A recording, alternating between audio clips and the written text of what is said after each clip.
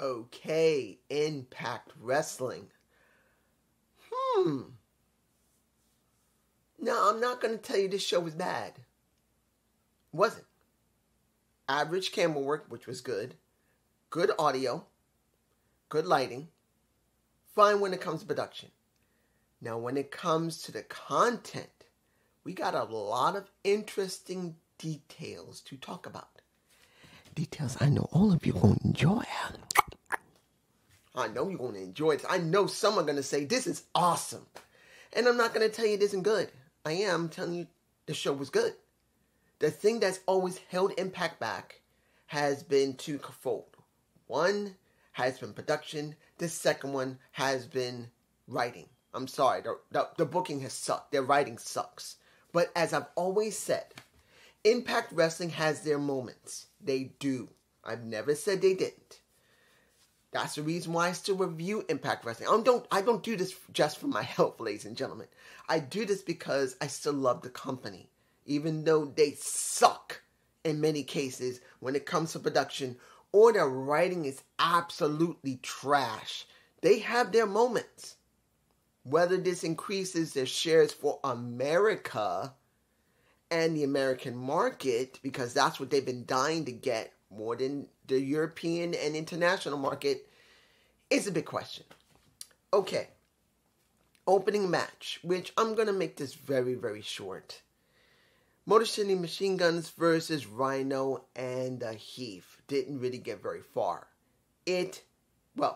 Nearing its end, it got no contested because of the major players. They did not want to have any...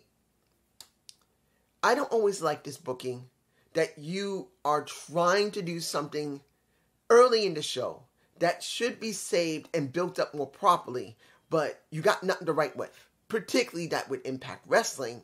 As you know, they film at least 2 or 3 shows within the end of November into the early December. Pretty much. That will be covering December and maybe at least 1 or 2 episodes of January. Excuse me. Hiccup. That's how they do it. They already filmed everything for December, and when December rolled around, they filmed maybe 1 or 2 episodes for January. That is how they do it. They filmed them, then they're going to do commentary through the remaining days before the end of the year, and then they release them. Unless they do something very special that they have to do it live, they're not going to. So, this is what we get. They really had no real plans for Motor City Machine Guns. They had no real plans for Heath and Rhino. And they had no plans for the major players. So they just gave us a no contest to make it easy to have an easy way out of it. They had to do something with the tag champs. They had to do something with major players and the Motor City Machine Guns. That's it. Period. End of the story. The question's going to be in the next couple of weeks, because we're going to get maybe 1 more episode, possibly 2, before Christmas and then New Year's. What is going to be? All right. Now, we get Taya Valkyrie. My Valkyrie, my lady. I've always loved Taya. I always loved Taya. But she goes up against Savannah Evans. Now, you're going to say, oh, she sucks as usual. No. I'm going to tell you this. Savannah Evans, over the last year and a half, has not really shown much of improvement. At least until the last, 3 matches she's done. Possibly 4. That it's gone from, it is obvious she has not really been practicing, or she has not been training with somebody. She's stayed exactly the same way she is. She's been stagnant, and it showed. I don't know, maybe it could have been that she hasn't trained, or maybe she's never been happy in the situation she was in. But now that they've been pushing a little bit more, her ring work has actually improved. Now that makes me think, 1, maybe she is like, okay, finally going to do something with me, I'll put in more effort. Or 2, I'll go and get some more training. Or 3, which would be good, that she puts in more effort and she gets extra training to make herself look a little more presentable, because she's never really been that great. So when you see this match, it is more smooth than when you normally see from a Savannah Evans. So I'll take that. That is not a bad thing. I'm still not saying she's incredibly great. She's not. She does look like she needs more strength training. Because, yeah, she's a big-ass woman. I'm 5'9.5". I know she's got to be taller than me. I'm maybe 5'9", 5'8" to 5'9". She's probably maybe 5'10", or 5, easily, my height or a little more. But you can tell the amount of work that she does, she really needs more strength training. She's not that strong.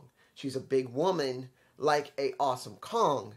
But Awesome Kong was big enough that literally because of her, she was not a small woman. She's a plus-size woman that was quite strong for her size. Savannah Evans is a big woman, but she's not very strong yet. She needs more strength training. I really do believe she needs strength training.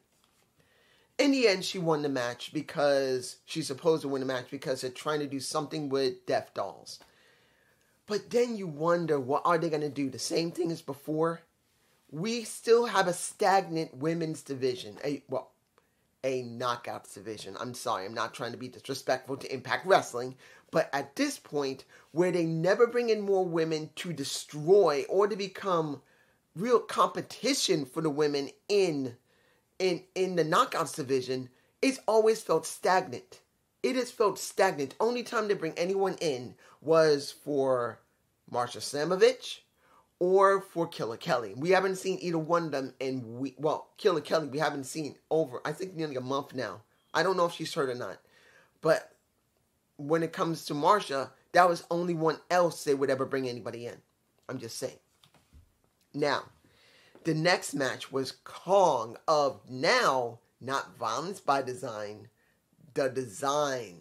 They pretty much, since we already know Eric Young is gone, he's done. He's heading back to WWE. The question is he going to the main roster or is he going to go to NXT? That's going to be a big question. But they made Deaner the new leader. Deaner is now the leader of The Design. Since they had that good video pack that showed him ending Eric Young, the true sickness, and it's now him working with, what is the guy's name? Aaron Angels as well as Khan. I always forget Aaron Angels. I didn't see him that much when he was in the Dark Order. They really didn't show much unless he was in the mask. And I think it was number 5. But was the match good? When you see him versus Sammy, well, I should say Slammy because he basically destroyed Sammy almost most of the time until Sammy got a little bit back. And then it was Deaner who saved Khan and managed to destroy a Sami Callihan. Khan! If you don't know where that comes from, you need to look up Star Trek, The Wrath of Khan. You understand it. But that was a bad joke. Oh my gosh. That shows how old I am. But was this good for The Design? Yes, it is good for The Design. But I kind of wish that Deaner did not need to touch anybody. I'm going to be honest. You see I'm botching here because this is me. If I was booking this, I would never have Deaner touch anyone. He doesn't need to touch anybody. He is The Design. He is the quintessential true purity of violence. He doesn't need to touch anybody. It's not necessary. Alan Angels could do it for him. Khan can do it for him. And the only time he does need to touch somebody is when it's all over and he does the most violent thing he can do. But he didn't do that. He messed with Sammy to allow Khan to win. So I think that was not the wisest thing to do. Other people will agree may agree that I'm right. But others are going to say, it's fine. He's the new head of The Design. Give him time. And I am going to give him time because now he's not in the back. Here's Eric Young. Here's Deaner. He's now here. This is Deaner. He's had a couple of times to try and be in front, and it always had to fall back to Eric Young. But now he is the one in front. So they're going to give him some time to build into his new character. And hopefully, if he's not putting input in on his own, and he should, that the writers maybe, and I'm stretching this, guys. As I've said before, Impact's writing team has their moments. But I'm not going to lie to you. I am still worried about this, that this could still go south because the writing team does not always hit home runs all the time. They hit most of the time in the right field or left field or do a fly ball a lot of times. When it looks like it's going to be a home run, it's a fly ball. I'm just telling you. Now, we were originally going to get Delirious versus Eddie Edwards. That did not happen because of the match, and I'll talk about that in a minute. But let's talk about the stuff that happened behind the scenes. I know one person, Stefan or Steven. You know who I'm talking. You know who you are. You love a Johnny Swing. You love a Ziggy Dice. And you got something that could be possible. Could be. You see, after the segment that you had with Josh Alexander, along with a Scott D'Amore. Josh is gone. You got, I think I put them in my face. You got a Johnny and Ziggy coming up to Scott saying, Scott, me and you go back a long ways. And you know, Daddy, I am ready. I am here. Unfortunately, why didn't he say the Excite division? I kind of wanted to hear that. Because actually, I thought they were actually going to do the Impact Provincial Wrestling Federation here. Maybe next week or on Christmas they might. I doubt that. If they're not going to do it here, they're probably not going to do it for the rest of the year. We'll probably have to wait until next year. But if they do, I want to see how they're going to book it. But it would have been nice if he said, I am the Excite champion. Give me a title chance, Daddy. But he says, you know me a long time. I am ready for a title match. Give me my title match. And he says, you want a title match? Okay. Win 50 matches. Put his hand on his chest like that. Win 50 matches and you get your shot. And the moment I saw that, I thought, okay. This is where it's about to become off the rails. Let's put this in perspective, guys. I got to take a breath.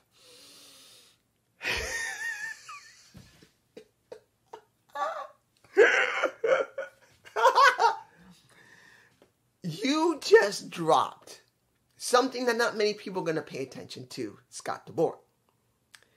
A possible 50 numbered winning streak for a Johnny Swinger going from this year into next year, and the only way he's going to get that many wins is going up to Bound for Glory.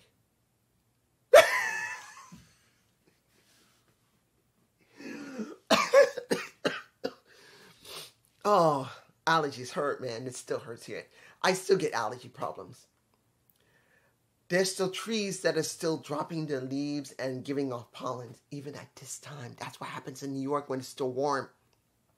But we just got Scott D'Amore possibly teasing a 50 winning streak for Johnny Swinger to get a title shot against, if possible, Josh Alexander, possibly being the longest running Impact champion in history because he's the second longest as it is. They're dropping several things here. One, that they may let a Josh Alexander be the longest running Impact champion in history. I don't know who the longest one is, but he may be the one. Then you got a possible 50 winning streak for a Johnny Swinger. And then finally, you're going to possibly have to do this at the grandest stage of them all. Bound for Glory.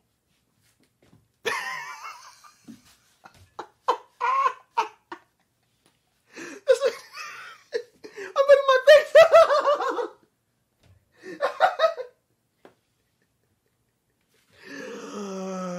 Oh, I gotta breathe. I gotta breathe. I know my friend, the one who loves Johnny Swinger, is like, yes.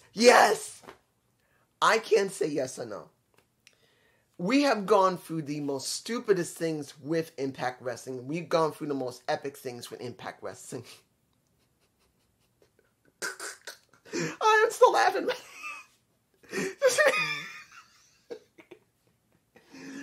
Oh my goodness.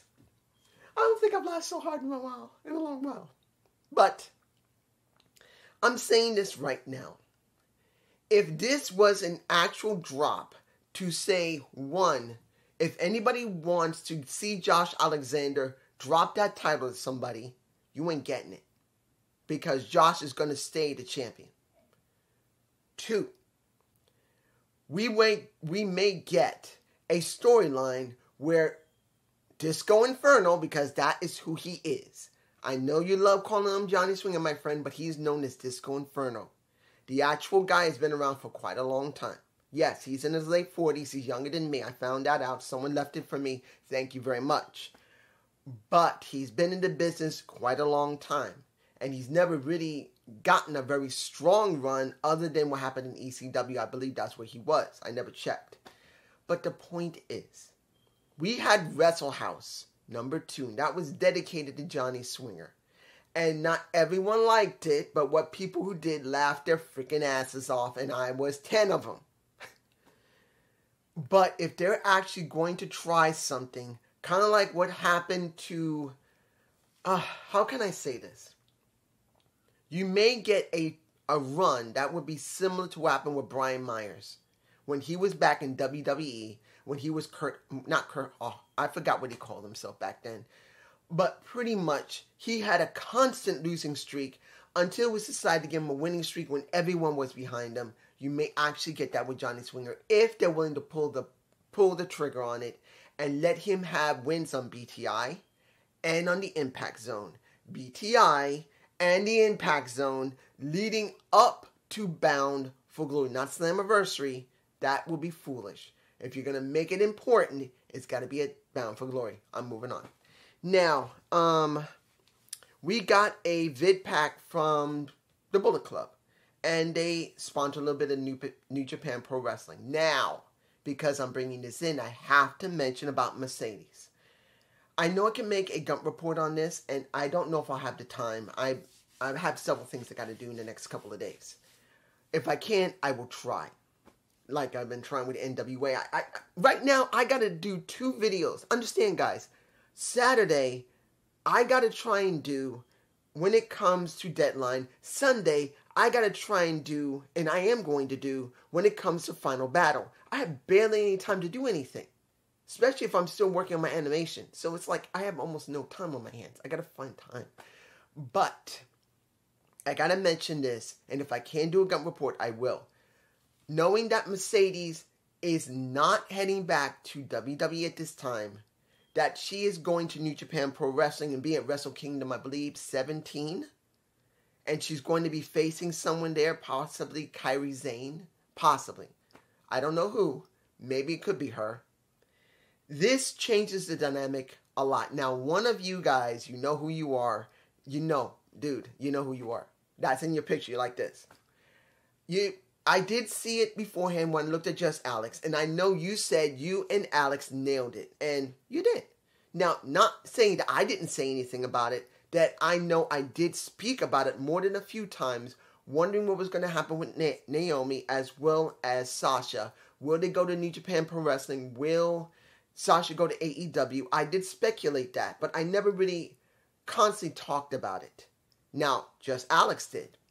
He did mention it a lot, at least until he stopped and he thought, just like me and everybody else, that she's just going to go back to WWE. But no, she is going to New Japan. Does that mean she's going to be working for them constantly? I don't know. She may just get a one-off, and maybe she might head to AEW. Now, also reported that, and I did check a website, that is a possibility that Naomi, who knows Jade Cargill, of all people, may be actually trying to get a setup for AEW.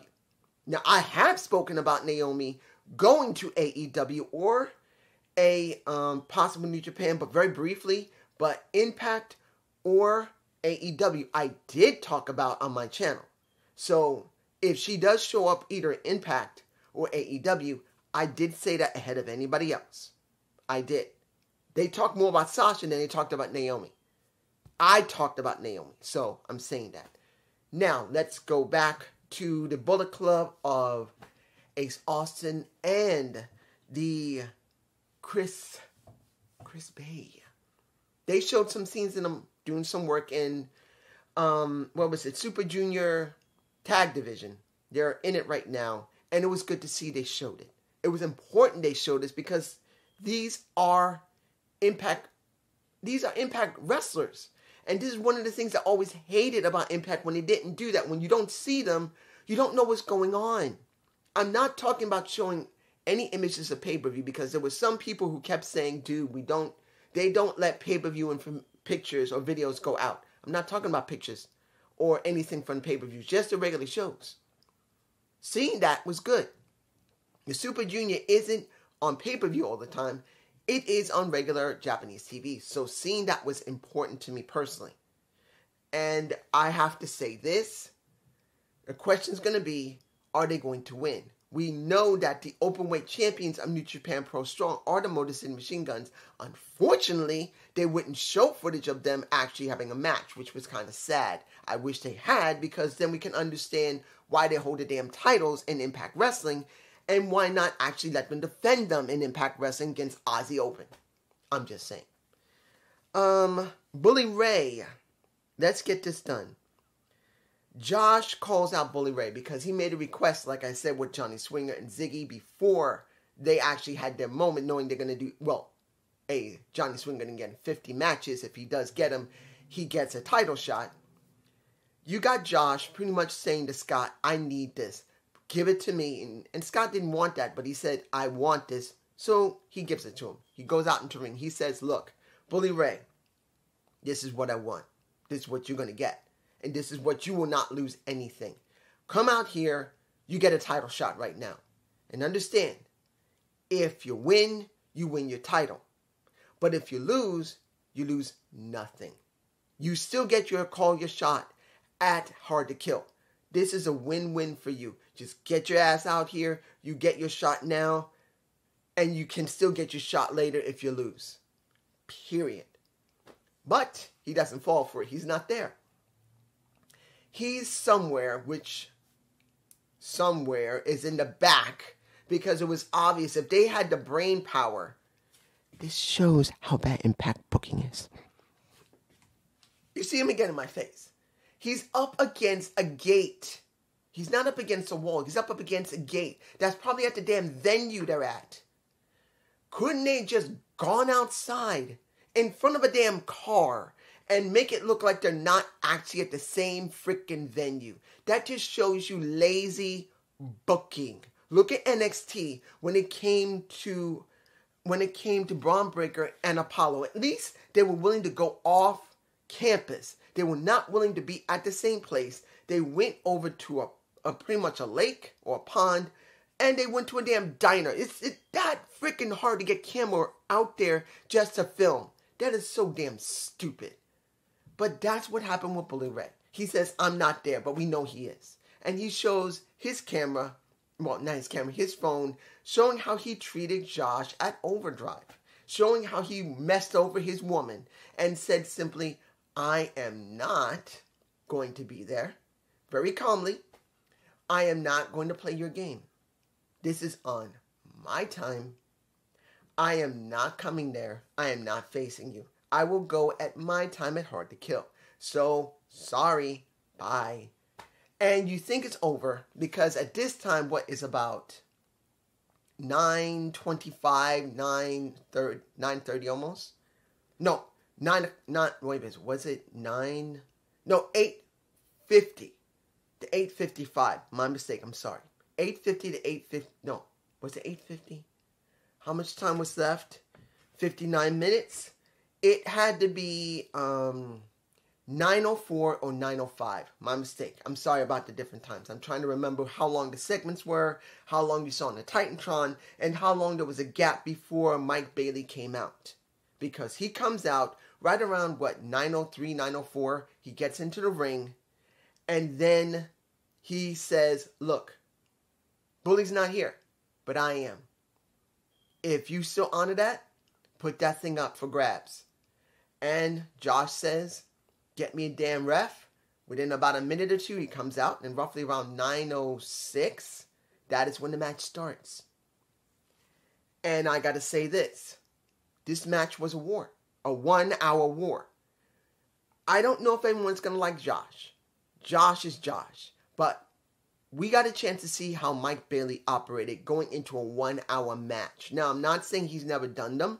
I'm sure on the indies he has, but it's never been done on Impact Wrestling. It's been maybe 25, 35 minutes. He had one with Trey. Yes, I didn't say much about Trey. I'm leaving Trey out, especially he's maybe dealing with Crazy Steve after he's painted not only his own student after he beat him on BTI, but he also painted the X Division title himself with spray can. I'm leaving that out. I want to see if there's going to be anything next week. But seeing that he had that match with really a very good match with Trey, the question was going to be, how well is he going to work with Josh Alexander? And he did very well. The people were highly invested in the match. It had reached a point, though, and I'm not going to lie about this, that it became incredibly sloppy. They compensated for it, but the sloppiness became very apparent, particularly that when you saw them spill over the top turn rope, one is supposed to take care of the other. They're not really supposed to be doing that often, and knowing that Josh has had a fusion in his neck and got metal stings in it, you would think he would be a little more careful doing that. He landed square hard, and I believe I got a shot of it, where he spills out over the top turn rope with Speedball and landed square on his tailbone. Guys, a guy who has a fusion in his neck with metal plates, you're not supposed to do that. As you try to prevent yourself. Now, things happen, and they do happen. But when you look at this match, which is a very good match, it was still sloppy. I'm not taking anything away from their hard work. They both worked hard. Speedball focused on the left arm of Josh. Josh focused on the left foot of Speedball. He had to. But you have to be careful when you're trying to sell your injury compared to actually trying to make sure your moves are done correctly. And when it came to Josh, he messed up. He let go of Speedball as he tumbled out. He should have held on to him more better, and he was acting like he couldn't hold him. He did too much of a selling, and he landed square on his tailbone quite hard. And it didn't help Speedball either. I'm just saying. They went back and forth. Not everyone's going to like that false endings a lot. Not everyone does. In this respect, since it's the first time we see it from both of them together, I'm going to give it a pass. Not because I love those type of endings where they don't actually do it and they use everything in their arsenal. I'm not always fond of that. I'm not. But in this situation, it was done well enough that I have to give it a pass. It may not be something I like all the time, but the match was good enough that it could be easily a classic to most people. To me, it's near classic. The only thing is, it was still sloppy. We got 2 C4 spikes and a Styles clash done on Mike Bailey, which made him a made man. Pretty much. But then, in a sense, it doesn't make him a made man. Because not taking anything away from Josh, Josh is not that important as a Bullet Ray. I've never said Josh isn't a very important person in the company. He's their top face. They believe in him. But if you're going to try and get Josh to put over Speedball, the only way to do that is let Speedball win the match or win the damn title.